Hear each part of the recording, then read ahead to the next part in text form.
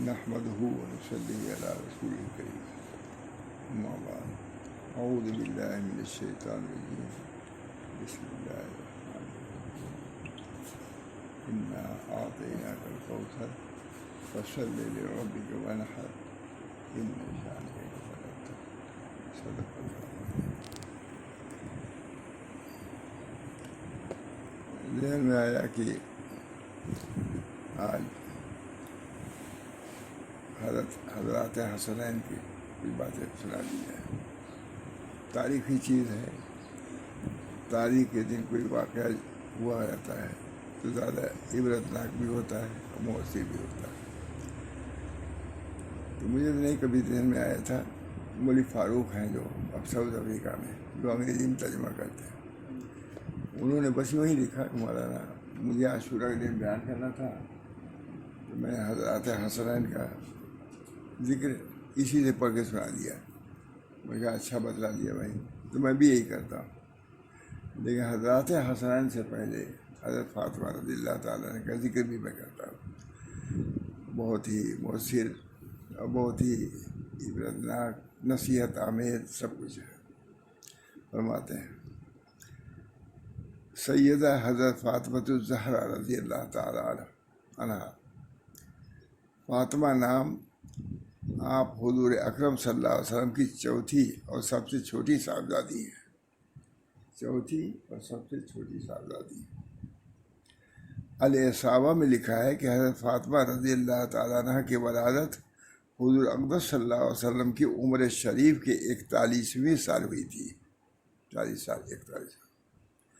مدائنی فرماتے ہیں کہ حضرت فاطمہ رضی اللہ تعالیٰ عنہ کی ولادت اس وقت ہوئی جبکہ حضرت صلی اللہ علیہ وسلم کی عمر شریف 35 سال تھی. اس وقت قریش کعبۃ اللہ کی تعمیر میں لگے ہوئے تھے اور سید الکونین حضور اکرم صلی اللہ علیہ وسلم بھی ان کے ساتھ مشغول تھے. جب نبی کریم صلی اللہ علیہ وسلم کو رب العزت کی جانب سے تبلیغ کا حکم ہوا اور آپ نے بامر الہی توحید کی دعوت دینا شروع کیا تو قریش مکہ آپ کے دشمن ہو گئے اور طرح طرح سے آپ صلی اللہ علیہ وسلم کو ستانے لگے. ایک مرتبہ حضور اقدس صلی اللہ علیہ وسلم نے کعبہ شریف کے قریب نماز کی نیت باندھی.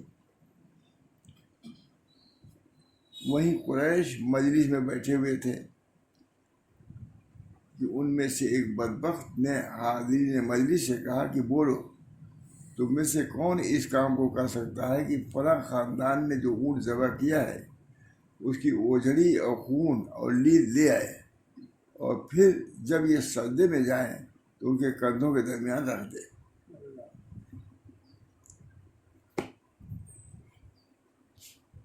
یہ سن کر ایک بدبخت اٹھا جو اس وقت حاضرین میں سے سب سے زیادہ بدبخت تھا. اس نے یہ سب گندی چیزیں لا کر حضور اکرم صلی اللہ علیہ وسلم کے دونوں کندھوں کے درمیان رکھ دی اور آپ سجدے میں رہ گئے. آپ کا یہ حال دیکھ کر ان لوگوں نے جو بے خود ہو کر ہنسنا شروع کر دیا. حال دیکھ کر ان لوگوں نے بے خود ہو کر ہنسنا شروع کیا اور اس قدر ہنسے کہ ہنسی کی وجہ سے ایک دوسرے پر گرنے لگے. کسی نے یہ منظر دیکھ کر حضرت فاطمہ رضی اللہ تعالیٰ عنہ کو جا کر خبر دی. اس وقت وہ نوعمر تھیں. وہ خبر پا کر دوڑی چلی آئی اور نبی اکرم صلی اللہ علیہ وسلم کے مبارک کندھوں سے وہ غلازت اٹھا کر پھینکی اور ان لوگوں کو برا بھلا کہنے لگی. پھر جب سید الکونین صلی اللہ علیہ وسلم نماز سے فارغ ہوئے تو آپ نے 3 مرتبہ بد دعا فرمائی. یہ بد دعا ثابت ہے. آپ صلی اللہ علیہ وسلم کی عادت تھی کہ جب کوئی دعا فرماتے تو 3 مرتبہ فرماتے تھے اور جب اللہ تعالیٰ سے سوال کرتے تو 3 مرتبہ سوال کرتے تھے. یہ بھی سنت. آپ نے اول تو قریش کے لیے عام بد دعا کیا, اللہم علیک بقریش اے اللہ قریش کو تو پکڑ دے، سزا دے۔ اس کے بعد قریش کے سرغنوں کے نام لے کر ہر ایک کے لیے علیحدہ علیحدہ بد دعا فرمائی، حتیٰ کہ آپ صلی اللہ علیہ وسلم نے قریش کے ایذاؤں سے بچنے کے لیے مدینہ منورہ کو ہجرت فرمائی۔ یہ بھی ایک تاریخی چیز دنیا ہو۔ سن 2 ہجری میں سرور دو عالم صلی اللہ علیہ وسلم نے حضرت علی رضی اللہ تعالیٰ عنہ کے ساتھ حضرت فاطمہ کا نکاح 400 مسقال چاندی پر کر دیا۔ 400 اس وقت سیدہ فاطمہ کی عمر 15 سال 5.5 مہینہ تھی۔ حضرت علی کی عمر 21 سال 5 ماہ تھی۔ بہت تاریخی کتاب ہے مولانا، خالی وعد رسیہ نہیں، بہت تاریخ انشاءاللہ بالکل۔ اب تک کوئی ایسی غلطی نہیں کی، تاریخ کتابیں غلطی نکلی جاتی ہے بلادت میں، وفات میں، کہیں کہیں، اب تک تو نہیں ہوا۔ کچھ لوگوں نے نکالا ہے لیکن انشاءاللہ ان کے نکالی ہوئی بھی غلط نکالا ہے، بدبنا ہے، کچھ بدبنا ہے۔ رخصتی کے روز پڑھ لیتا ہے، سب حضور صلی اللہ علیہ وسلم کی سنتیں ہیں۔ رخصتی کے روز عشاء کی نماز سے قبل سرور دو عالم صلی اللہ علیہ وسلم نے حضرت سیدہ فاطمہ کو حضرت ام ایمن کے ساتھ حضرت علی کے گھر بھیج دیا، ہو گئی شادی۔ پھر نماز کے بعد خود ان کے یہاں تشریف لے گئے اور حضرت فاطمہ سے فرمایا کہ پانی لاؤ۔ وہ ایک پیالہ میں پانی لائیں، آپ نے منہ میں پانی لیا اور پھر اس پانی سے ان کے سینے اور سر پر چھینٹے دیے اور بارگاہ خداوندی میں دعا کی، اللہم انی اعیذھا بک و ذریتھا من الشیطان الرجیم۔ اے اللہ میں اس کو، بیٹی کو اور اس کی اولاد کو شیطان مردود کے شر سے محفوظ رکھنے کے لیے آپ کی پناہ میں دیتا ہوں، آپ کی پناہ میں دیتا ہوں۔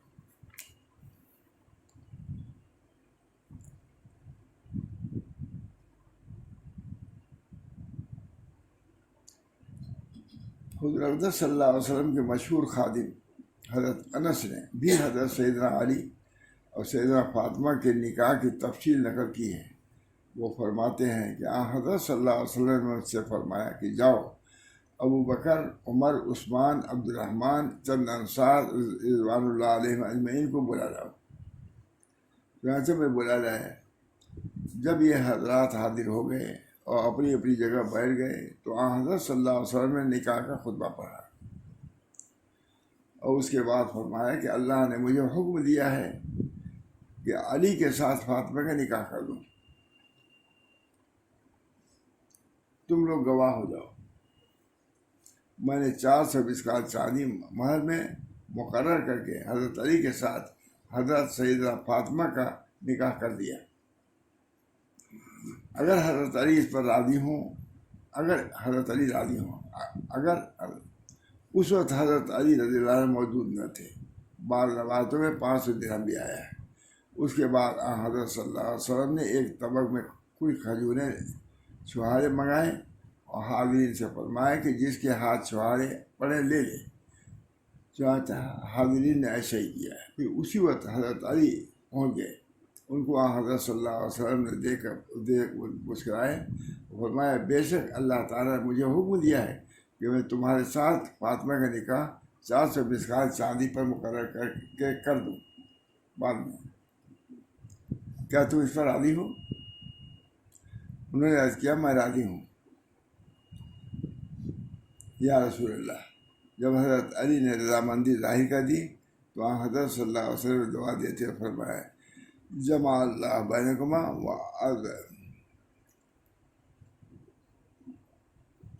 و بارک علیکم۔ اصحابہ میں لکھا ہے کہ حضرت صلی اللہ علیہ وسلم نے جہیز میں حضرت سیدہ فاطمہ کو ایک بچھونا، ایک چمڑے کا تکیہ جس میں کھجور کی چھال بھری ہوئی تھی اور 2 چکیاں اور 2 مشکیزیں عنایت فرمائے۔ ایک روایت میں 4 تکیہ ہیں۔ حضرت علی نے دوسرے روز ولیمہ کیا جس میں سادگی کے ساتھ جو میسر آیا کھلا دیا۔ वलीमा में जौ की रोटी, खजूरें, हरीरा, पनीर, मेढे का गोश्त था।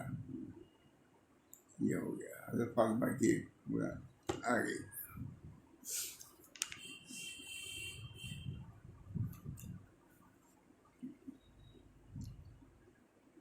हज़रत फातिमा ने अस्मा बिन्त उमैस से कहा कि औरतों के नाश पर जो ये कपड़ा डाल दिया जाता है जिससे उनके बदन का हजम नुमाया होता रहता है, मुझे बहुत बुरा मालूम होता है। एक ही रती डाल दिया ले जाते। उन्होंने कहा कि ऐ अल्लाह के रसूल की साहबजादी, क्या मैं आपको एक चीज़ न दिखाऊं जो मैंने हफ्सा में देखी थी।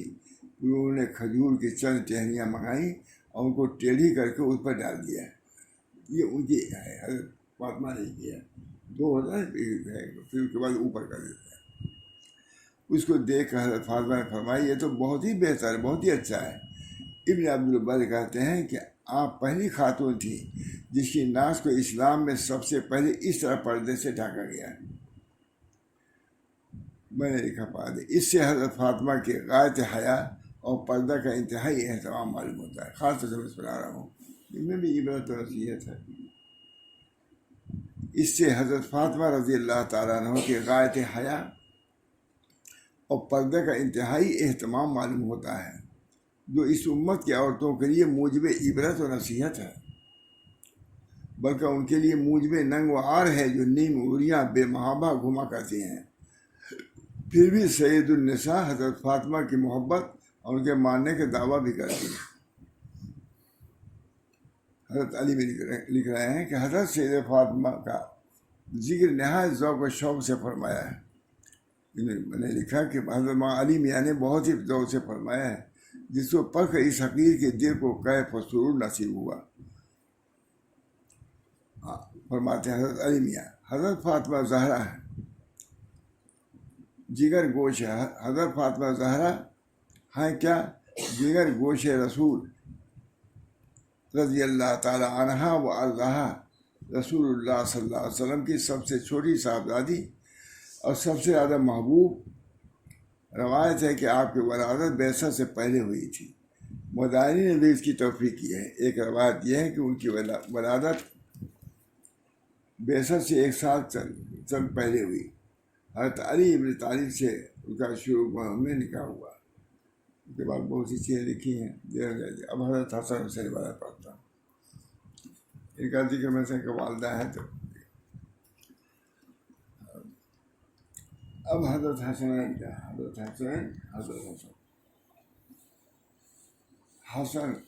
हज़रत सैयदना हसन इब्न अली रज़ी अल्लाह ताला अन्हुमा। हसन नाम, वालिद का नाम सैयदना अली, वालदा का नाम हज़रत फातिमा ज़हरा है। आप जिगर गोशे बतूल थे।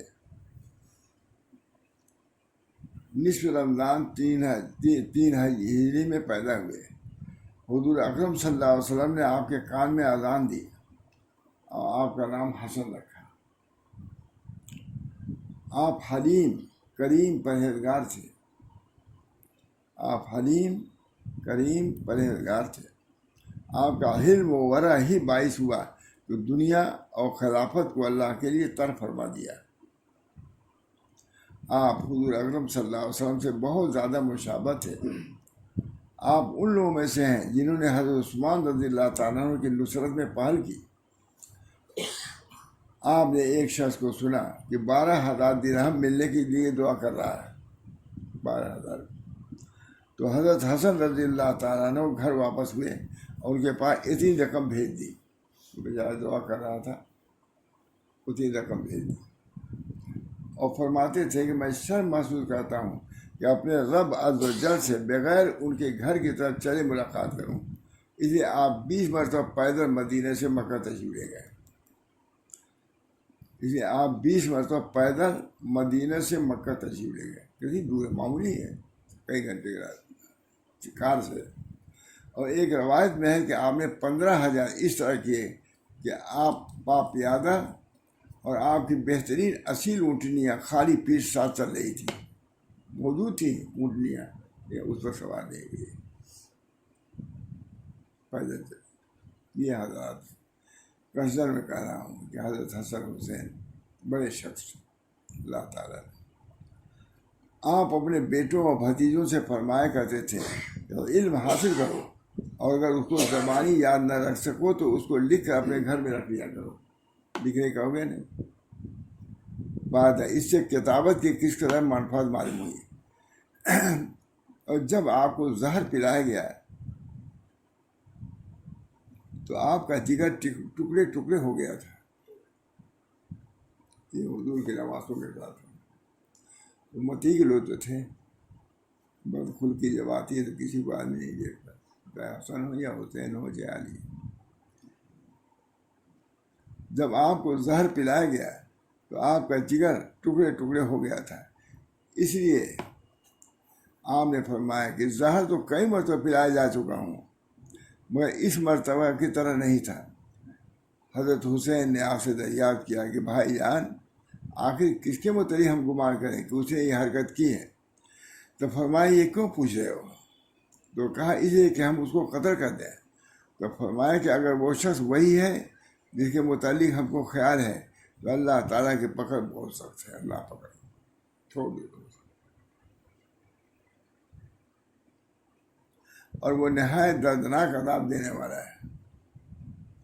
اگر وہ نہیں ہے تو میں نہیں چاہتا کہ میری وجہ سے کوئی بے گناہ آدمی قتل کیا جائے۔ اگر یقین ہے تب بھی اللہ تعالیٰ سزا دینے والا ہے، ہم سے زیادہ سزا۔ میں نے کہا سبحان اللہ، یہ تھا آپ کا حلم و تقویٰ جو ہم سب کے لیے قابل اتباع و اطاعت ہے۔ فرماتے تھے کہ ضرورت کا پورا نہ ہونا اس سے کہیں بہتر ہے کہ اس کے لیے کسی نااہل کی طرح رجوع کرنا پڑے۔ ایک شخص نے آپ سے کہا کہ مجھ کو موت سے بہت ڈر معلوم ہوتا ہے۔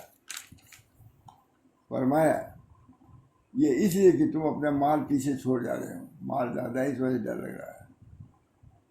اگر اس کو آگے بھیج دو تو اس تک پہنچنے تک خوف زدہ ہونے کے بجائے امیدوار ہو جاؤ گے۔ اگر مال بھیج دیا، خرچ کیا ہے، تو مال کی وجہ سے تم کو امید رہے گی، اور مطلب اور چھوڑ کے جا رہے ہو تو رنج ہوتا ہے کہ مر کے جا رہے ہیں، ہمارا یہاں موجود ہے۔ کتنی حکمت کی بات، سبحان اللہ، کیسی حکمت اور معوذت کی بات ہے۔ فرماتے تھے کہ مکارم اخلاق 10 ہیں، مکارم اخلاق 10 ہیں۔ زبان کی سچائی،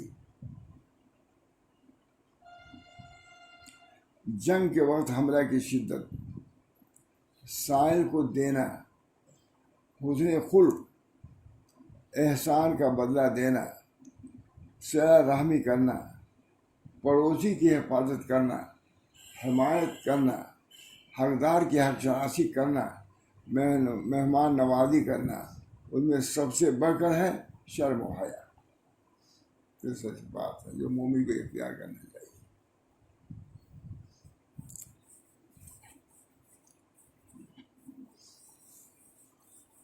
امر بالمعروف میں حضرات حسنین کی حکمت بیان کیا گیا ہے کہ حضرت حسن و حسین رضی اللہ تعالیٰ عنہ صحرا کی طرف تشریف لے گئے۔ وہاں ایک بوڑھے کو وضو کرتے دیکھا، مگر وہ بوڑھا وضو اچھی طرح نہیں کر رہا تھا۔ ان دونوں حضرات نے باہم مشورہ کیا کہ ایک شخص بوڑھا ہو گیا ہے، ہم لوگ کیسے اسے کہیں کہ تم وضو ٹھیک نہیں کرتے، شاید اس کی وجہ سے ناراض ہو جائے۔ یہ حضرت نے سنایا تھا، کتاب احتساب کتاب اس کو۔ بس حضرات حسن و حسین نے اس بات پہ اتفاق کیا کہ ہم لوگ اس کے پاس چلیں تاکہ وضو کرنے کا طریقہ سیکھیں۔ یعنی اس سے کہنا بوڑھا آدمی ناخوش ہو جائے گا، ہم ہی لوگ چلیں کہ وضو کا ڈھنگ سکھا دیجیے۔ جہاں سے دونوں اس بوڑھے کے پاس گئے اور کہا اے شیخ، ہماری طرح نظر کیجیے کہ ہم میں سے کون اچھا وضو کرتا ہے۔ اس کے بعد دونوں نے اس کے سامنے وضو کیا، اور وہ شیخ دونوں کی طرف دیکھ رہا تھا۔ جب وضو کر چکے تو شیخ نے کہا کہ تم دونوں اچھی طرح وضو کرتے ہو، میں ہی اچھی طرح وضو نہیں کر پاتا، اب میں نے تم دونوں سے وضو سیکھ لیا۔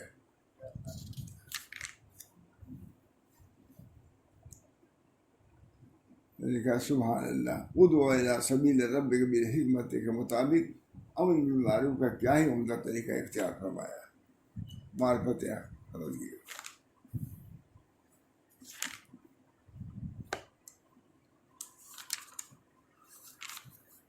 اب بھائی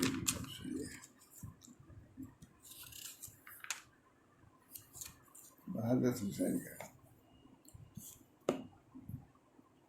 حضرت سیدنا حسین بن علی رضی اللہ تعالیٰ عنہ. حسین نام، والد کا نام حضرت علی ابن ابی طالب، والدہ کا نام سیدہ فاطمہ الزہرا. آپ کی ولادت شعبان سن 4 میں ہوئی. آپ جوانان اہل جنت کے 2 سرداروں میں سے ایک. آپ جوانان اہل جنت کے 2 سرداروں میں سے ایک اور گلزار نبوت کے پھولوں میں سے ایک پھول ہیں. وہاں بھی صاحب نے لکھا ہے آپ جوانان اہل جنت کے 2 سرداروں میں سے ایک اور گلزار نبوت کے پھولوں میں سے ایک پھول ہیں. آپ کی ذات گرامی فضائل اخلاق کا مجموعہ تھی. بس کسی نے یہ بھی لکھا ہے، اسے سنا رہا ہوں. اب کیا کہوں کہ کچھ ضدی تھے، یہ لکھا حضرت حسین کے بدلے لکھا. کوئی لوگ بڑھے جنہوں کے لیے صاف دین کے بارے میں اسی وقت سنا رہا ہوں. ضدی تھے، حضرت حسین ضدی تھے. ضدی کا لفظ میں نے خود سنا. اللہ علیہ. دیکھیے آپ کی ذات گرامی اور غالباً وہاں سے آدمی کے جملے. آپ کی ذات گرامی فضائل اخلاق کا مجموعہ تھی. ارباب سیر لکھتے ہیں کہ کان حسین رضی اللہ تعالیٰ عنہ کثیر الصلاۃ و صوم و حج و صدقہ و افعال خیر جمیعہ. حضرت حسین رضی اللہ تعالیٰ عنہ بڑے نمازی تھے. پہلی صفت یہ بیان کی ہے نماز کی صفت، یعنی کہ ہم نماز سے ہم کو نماز کی کیا ضرورت ہے، بخشوا دیں گے. حضور نے فرمایا اے فاطمہ اپنے کو آگ سے بچاؤ، ہے کہ بہت مشہور. اے فاطمہ اپنے کو آگ سے بچاؤ، تمہارا باپ کچھ کام نہیں آئے گا. یہ سب چیزیں بھول رہے ہیں ہم لوگ. اللہ تعالیٰ ہم سب لوگ. کان الحسین رضی اللہ تعالیٰ عنہ کثیر الصلاۃ و صوم و حج و صدقہ و افعال خیر جمیعا. یعنی حضرت حسین رضی اللہ تعالیٰ عنہ بڑے نمازی، بڑے روزے دار، بہت حج کرنے والے، بڑے صدقہ دینے والے، تمام اعمال حسنہ کو کثرت سے کرنے والے تھے. باہر لکھا بھی بہت. بچپن میں آپ کی تعلیم و تربیت کا خود صاحب شریعت نبی رحمت علیہ الصلاۃ والسلام نے فرمائی تھی. تربیت ان کی حضور نے فرمائی دونوں. اسی اس کا یہ اثر تھا کہ آپ بکثرت نمازیں پڑھتے تھے. آپ بکثرت نمازیں، روزہ بھی کثرت کے ساتھ رکھتے تھے. تمام ارباب سحر آپ کے کثرت سیام پر متفق ہیں، سب کرتے بہت کافی روزہ رکھتے. حج بھی بکثرت کرتے تھے اور اکثر پیادہ حج کو گئے. کوئی پہنچ سکتا ہوں صاحب بھی حضرت حسین. مالی اعتبار سے آپ کو اللہ تعالیٰ نے جیسے فارغ الباری عطا فرمائی تھی، اسی فیادی سے آپ اللہ تعالیٰ کی راہ میں خرچ کرتے تھے اور انفاق فی سبیل اللہ پر بھرپور عمل کرتے تھے، جس کی تعلیم قرآن و حدیث میں موجود ہے. سکینت اور وقار آپ کا خاص وصف تھا. آپ کی مجلس وقار و متانت کا مرقع ہوتی تھی، لیکن اس وقار و مسرت کے باوجود تمکنت و خود پسندی نہیں تھی. تمکنت و خود پسندی نہیں، تواضع انکسار کے ساتھ. کوئی آیا بیٹھایا، اس کو اچھی بات کیا، نرم بات کیا، دیکھیں اس وقار و مسرت کے باوجود تمکنت و خود پسندی مطلق نہ تھی، اور آپ حد درجہ خاکسار اور متواضع تھے. حد درجہ خاکسار اور متواضع تھے. ادنا شخص سے بے تکلم ملتے تھے. سیرت سلف یہ نہیں، سیرت سلف والا نہیں، یہ بھی سیرت سلف حضور کے نواسے. اب کسی کا نواسا ہو جاتا ہے بس سمجھتا ہے کہ سب ہمارے تابع ہیں. یہ ہے حضور کے تواسوں کی بات. خاص طور سے سنا رہا بھائی کیا خناس آ جاتا ہے. معلوم کیا ہے؟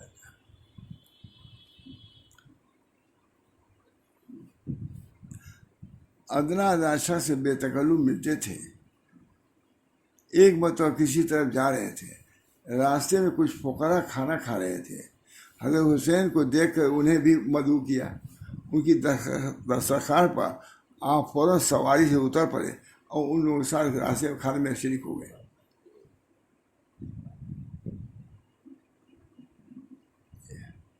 بڑائی سکھایا جاتا ہے کہ اس طرح رہو، اس طرح رہو. توازن کے خلاف سکھائی جاتی ہے بہت سی چیزیں. توازن کے خلاف کبر سکھایا جاتا ہے. جو کفر از خانہ برخیزت کجا مانا مسلمانی. جو اخلاق کی جگہ تھی وہاں بد اخلاقی سکھائی جائے گی تو ملسم اللہ کی طرف سے رحمت نازل ہوگی. اللہ ہم سب لوگوں کو محفوظ رکھے. کچھ فقراء کھانے کھا رہے تھے. حضرت حسین کو دیکھ کر انہیں بھی مدعو کیا. فقراء کھا رہے تھے. ان کی درخواست پر آپ فوراً سواری سے اتر پڑے اور کھانے میں شرکت کر کے فرمایا تکبر کرنے والوں کو اللہ تعالیٰ دوست نہیں رکھتا.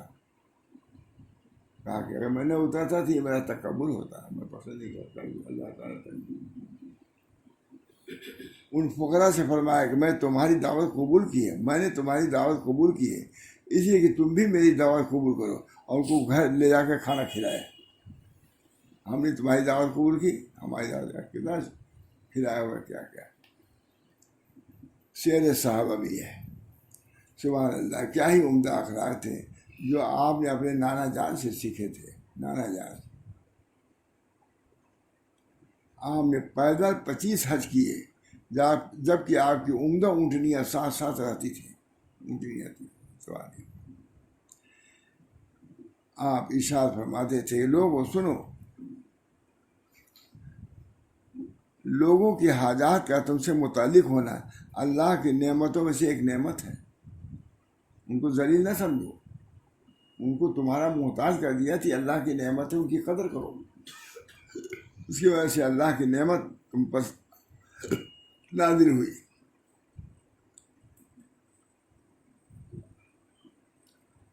آپ فرماتے تھے کہ سنو، لوگوں کے حاجات کا تم سے متعلق ہونا اللہ کی نعمتوں میں سے ایک نعمت ہے. اسے نعمتوں سے ملول نہ ہو، ورنہ یہ نعمت نقمت سے بدل جائے گی.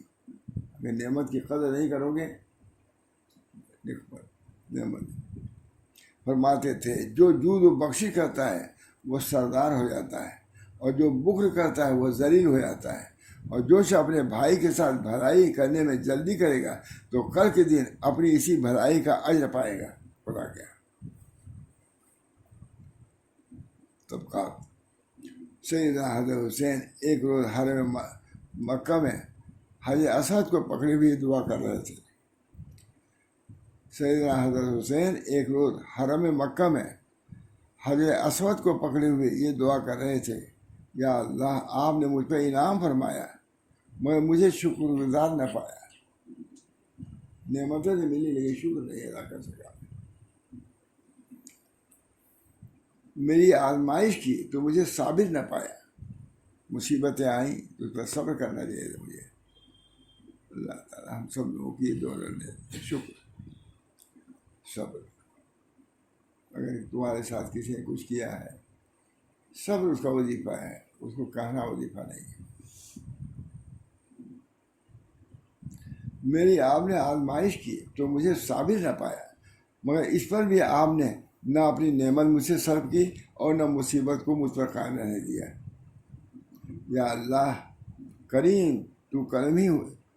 یا اللہ کریم سے تو کرم ہی ہوا کرتا ہے.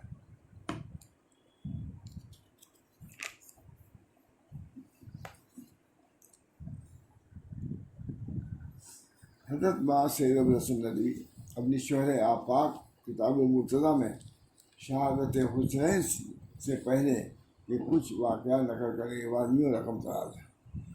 جمعہ کے دن صبح کی نماز حضرت حسین نے ادا کیا. علی نے لیکن خود تھے خاندان نبوت کے چشم چراغ. جمعہ کے دن صبح کی نماز حضرت حسین رضی اللہ تعالیٰ نے ادا کی۔ بعض روایتوں میں کہ سنیچر کا دن تھا اور یہ عاشورہ کا دن تھا، جمعہ کا دن اور عاشورہ کا دن۔ آپ کے ساتھیوں میں 32 سوار اور 40 پیادہ تھے۔ حضرت حسین رضی اللہ تعالیٰ اپنے گھوڑے پر سوار ہوئے اور قرآن کریم اپنے سامنے رکھا، اور آپ کے صاحبزادے علی بن حسین زین العابدین جو بیمار اور کمزور تھے وہ بھی جنگ لڑنے کے لیے تیار تھے۔ حضرت حسین لوگوں کو یاد دلانے لگے کہ وہ کون ہیں۔ حضرت حسین لوگوں کو یاد دلانے لگے کہ وہ کون ہیں، کس کے نواسے ہیں، کس کے بیٹے ہیں، ان کی کیا حیثیت و مقام ہے۔ وہ فرماتے تھے کہ لوگوں اپنے دلوں کو ٹٹولو، اپنی ضمیر سے پوچھو کیا مجھ جیسے شخص سے جنگ کرنا جبکہ میں تمہارے نبی کا نواسا ہوں درست ہے؟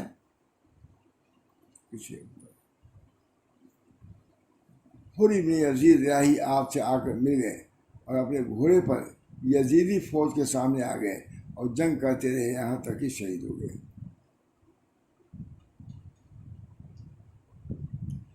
گھوڑے پر یزیدی فوج کے سامنے آ گئے اور جنگ۔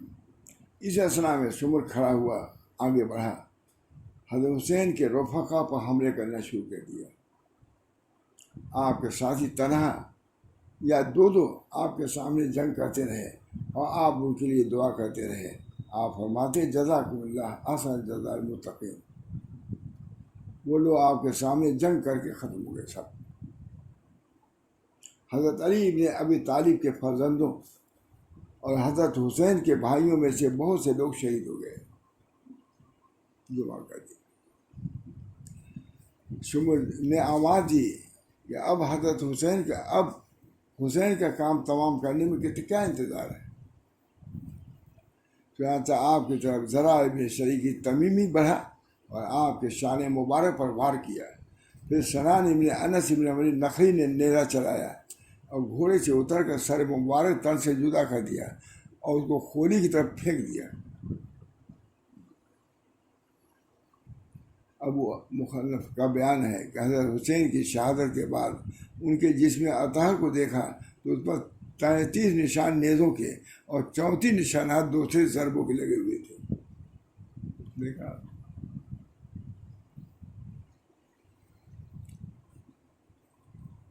حضرت حسین ابن علی کے ساتھ 72 آدمی شہید ہوئے، اور محمد ابن حنفیہ کا بیان ہے کہ آپ کے ساتھ 17 افراد شہید ہوئے۔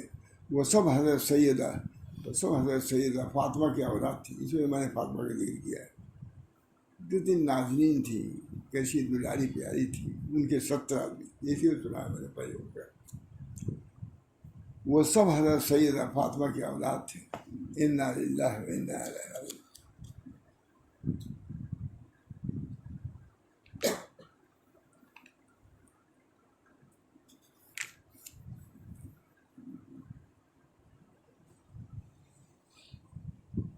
حضرت حسین رضی اللہ تعالیٰ عنہ جس روز شہید ہوئے وہ یوم عاشورہ اور جمعہ کا دن محرم کا مہینہ تھا۔ ایک ساتھ اتفاق ہوئے جمعہ کے دن بھی۔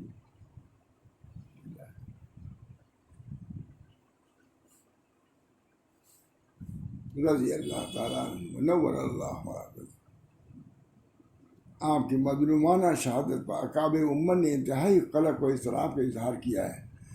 مثلا امام احمد ابن حنبل، حافظ ابن تیمیہ، امام ربانی شیخ احمد مجدد الفسانی، محدث جلیل عبدالحق دہلوی وغیرہ نے بہت رنج کا اظہار کیا ہے۔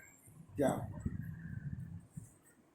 حضرت مولانا سید الحسن ندوی نے المرتضیٰ میں ان حضرات کی عبارتیں بھی نقل فرمائی ہیں، مگر ہم ان میں سے علامہ ابن تیمیہ اور عالم ربانی مولانا رشید احمد گنگوہی کی عبارت کو نقل کرتے ہیں۔ میں نے بھی حسین کو امام ابن تیمیہ نے فرمایا جس نے بھی حضرت حسین کو شہید کیا، ان کے قتل میں مدد کی یا ان سے راضی ہوا، ان پر اللہ کی، فرشتوں کی، تمام لوگوں کی لعنت۔ اللہ نہ ان کے عذاب کو دور کرے گا نہ ان کا عوض قبول کرے گا۔ ابن تیمیہ لکھ رہے ہیں۔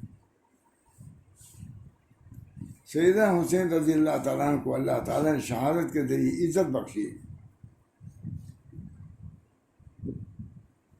اور ان کو جن لوگوں نے شہید کیا، اس میں مدد کی یا اس عمل پر راضی ہوئے، ان کو رتبہ کیا۔ سیدنا حسین اپنے پیشرو شہداء اسلام کا نمونہ تھے۔ جن لوگوں نے شہید کیا اور اس میں مدد کی یا اس عمل پر راضی ہوئے، ان کو اللہ نے رسوا کیا۔ سیدنا حسین اپنے پیشرو شہداء اسلام کا نمونہ تھے، کیونکہ وہ اور ان کے بھائی دونوں جوانان جنت کے سردار ہیں۔ ان دونوں کی تربیت اسلام کے عین عروج کے زمانے میں ہوئی ہے، تربیت ہوئی ہے، حضور نے کیا۔ ان دونوں کی ہجرت اللہ کے دین کے راہ میں اذیت اور اس پر صبر کا وہ حصہ نہیں ملا تھا جو ان کے خانوادہ عالی کے دوسرے افراد کو مل چکا تھا۔ اللہ تعالیٰ نے شہادت سے سرفراز کر کے ان دونوں کی عزت اور توقیر کو بڑھا دیا۔ شہادت سے ہوئی کہ نعمت میں پڑے ہوئے تھے، کہ جو چیز ان کو ملی تھی اس طریقے سے اللہ تعالیٰ نے پورا کر کے جنت جوانان جنت کا سردار بنا دیا۔ شہادت سرفراز کر کے ان دونوں کی عزت و توقیر کو یہاں تک پہنچا دیا، ان کے درجات بلند کیے۔ ان کی شہادت ایک انتہائی دردناک حادثہ ہے۔ اللہ سبحانہ تعالیٰ نے مصیبت کے موقع پر انا للہ و انا الیہ راجعون پڑھنے کی تعلیم فرمائی ہے۔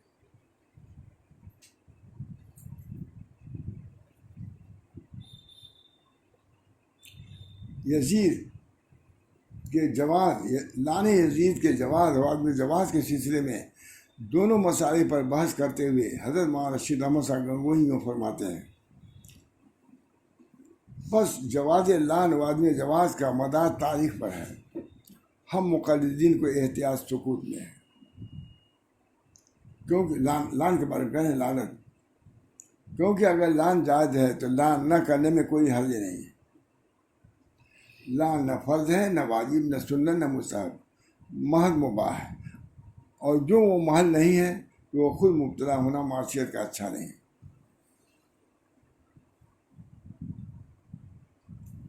اب ہم علامہ ابن تیمیہ کی دوسری باتیں نقل کرتے ہیں۔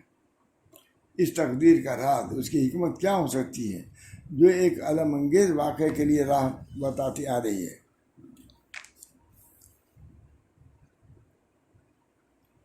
فرما رہے ہیں حسین کا قتل، حضرت حسین کا قتل بلا شبہ مظلومانہ قتل ہے، جو ان کے حق میں شہادت، علو منزلت، رفع درجات ہے، اور راز اس کا یہ ہے کہ ان کے اور ان کے بھائی کے لیے اللہ تعالیٰ کے ہم سعادت نیک بختی کا وہ بلند مرتبہ طے ہو چکا تھا جس کے لیے کسی نہ کسی طرح بلا اور مصیبت سے گزرنا لازم تھا، مگر ان دونوں کو اپنے دوسرے اہل بیت کی طرف سے اس کے مواقع حاصل نہ ہو سکے تھے کہ ان کی زندگی اسلام و عزت و عافیت کی گود ہی میں بسر ہوئی تھی۔ پس ایک بھائی کی وفات زہر خورانی سے ہوئی اور دوسرے کی قتل سے ہوئی۔ دونوں کو مرتبہ دینا تھا، ناز نعم میں تھے، کوئی مصیبت وغیرہ نہیں سہے ہوئے تھے، تو اللہ تعالیٰ نے یہ کر کے اس مرتبے میں پہنچا دیا، اس چیز میں مبتلا کر کے، تو نا بس ایک بھائی کی وفات زہر خورانی سے ہوئی اور دوسرے کے قتل سے، تاکہ اس مصیبت کے صلے میں شہداء کا عیش اور سودا کی منزلیں پا سکے۔ منہاج السنہ میں لکھ رہے ہیں گویا حضرت حسین کا کچھ نہ سمجھ میں آنے والا سفر ہو، یا ابن زیاد کا اس سے بھی زیادہ ناقابل فہم رویہ ہو، دونوں تقدیر الہی کے ایک منصوبے کا کرشمہ تھے جو پہلے سے طے ہو چکا تھا۔ اللہ کا بہت اچھا فیصلہ کر دیا، تقدیر الہی کا فیصلہ کر دیا بس۔ بہرحال میں نے اس لیے سنا ہے کہ دن بھی وہی ہے، کچھ تھوڑا سا حق ان کے لیے شاید ثواب بھی کر دیا جائے۔ اللہ تعالیٰ ہم سب کو، اور یہ دن ظاہر ہے کہ بہت سی نعمتوں کے ورود کا بھی دن ہے، بہت سی چیزیں کشی نوح ہے، سب جانتے ہی ہیں۔ اس کی وجہ سے پہلی امت کے لوگ بھی پر آج کے دن روزہ رکھتے تھے۔ نبی کریم صلی اللہ علیہ وسلم سے معلوم ہوا کہ آج کے دن لوگ روزہ رکھتے تھے، پہلی امت کا ہم زیادہ مستحق ہے کہ رکھیں، لیکن ان کی مشابہت کو ختم کرنے کے لیے ایک دن پہلے یا بعد میں ہم رکھ لیں گے۔ اب اس کے مطلب مسئلہ دوسرا ہے، لیکن بات اتنی ہے حدیث کی ہے۔ اللہ تعالیٰ ہم سب لوگوں کو ان سنتوں کو بھی عمل کی توفیق عطا فرمائے۔ ہمارے حضرت ہم لوگ روزہ رکھتے تھے تو مولانا کے جاتے تھے تو بڑے اس وقت وہ بھی 90 سال کے ہو گئے تھے، کچھ ایسی تھا. مولانا ہم بھی رکھتے تھے لیکن دیکھیے ہم کمزور ہو گئے. بڑے اس سے کہتے تھے مولانا ہم بھی روزہ رکھتے تھے یہ ہم کمزور ہو گئے. بہرحال اللہ تعالیٰ ہم سب لوگوں کو سنت نبوی پر زندہ رہنے مرنے کی توفیق رحمت فرمائے. اور بہت حالت نازک ہے، معلوم ہے سب کو نازک حالت. اس وقت میں اپنی بھی اصلاح کی ضرورت ہے، اپنے بچوں کی بھی اصلاح کی ضرورت ہے تاکہ دین حق پر قائم ہو جائے. دین حق پر قائم ہو جائے. کیا فتنے ہوں گے؟ خود حضور صلی اللہ علیہ وسلم فرماتے ہیں اللہم انی اعوذ بک من الفتن ما ظہر منها ما بطن ومن یوم السوء من لیلۃ السوء من ساعۃ السوء من ساعۃ السوء. فتنے بہت ہیں اللہ، بری گھڑی سے، بری رات سے، برے دن سے، برے وقت سے ہم سب لوگوں کو فتنوں سے محفوظ رکھے. حضرت خاص تو چیز بہت پڑھتے تھے. اللہ میں نے مفتی محمد شفیع صاحب نے بھی کہا فتنوں سے، ان کو بھی کچھ لکھا، فتنے کے بارے میں لکھتے تھے. اللہ من اعوذ بک من الفتن ما ظہر منها وما بطن ومن یوم السوء من لیلۃ السوء من ساعۃ السوء من ساعۃ السوء. اللہ تعالیٰ ہم سب لوگوں کو فتنوں سے، کون فتنہ کس کے ساتھ کب کیا ہوگا اللہ ہی جانتا ہے. اس بنا پر دعا بھی کرتے رہیں کہ اللہ تعالیٰ ان اکابر کی سنت پر ہم کو چلنے کی توفیق عطا فرمائے. جو ان کا ایثار، ہمدردی، تواضع ان کے ساتھ سب دیکھ سنا، یہ نہیں کہ وہ اسی سخت تھے یا بہت زیادہ چچرے تھے، سب کو اٹھانا بیٹھانا سب کے ساتھ معاملہ. تو ان سنتوں پر بھی ہم کو عمل کی توفیق دے. کوئی مصیبت آ جائے اس پر صبر کرنے کی بھی توفیق دے. ربنا تقبل دعا کیجیے درد شریف پڑھ کر کے، اور ان حضرات کو جو کچھ پڑھا گیا ہے ان کے ثواب کو بخش بھی دیجیے. اللہ تعالیٰ ہم سب لوگوں کو دین حنیف پر مٹنے کی بھی توفیق دے اور اس کو باقی رکھنے کی بھی، اس کی اشاعت اور ترویج کی بھی، جس سے جو ہو سکے کرنا چاہیے. یا اللہ ہر قسم کی عافیت عطا فرما. اللہ تعالیٰ ہر قسم کے شرور و فتن سے ہماری حفاظت فرما. یا اللہ تمام فتنے بہت سے ظاہری ہیں، بہت سے فتنے باطنی ہیں. اللہ تعالیٰ ان تمام فتنوں سے ہماری حفاظت فرما. ربنا تقبل منا انک انت السمیع العلیم برحمتک یا ارحم الراحمین. ان دونوں حضرات کو مزید مراتب عالیہ سے نوازے. حضرت فاطمہ رضی اللہ تعالیٰ عنہ کے مراتب کیا سے کیا ہیں، مگر اپنی سعادت سمجھ کے ان کے لیے بھی دعا کرتے ہیں کہ اللہ تعالیٰ ان کے مراتب کو مزید اضافہ در اضافہ ترقی پر ترقی عطا فرمائے، اور ہم لوگوں کو ان کی تعلیمات پر عمل کرنے کی توفیق عطا فرمائے. ربنا تقبل منا انک انت السمیع العلیم برحمتک یا ارحم الراحمین. صلی اللہ علیہ وسلم.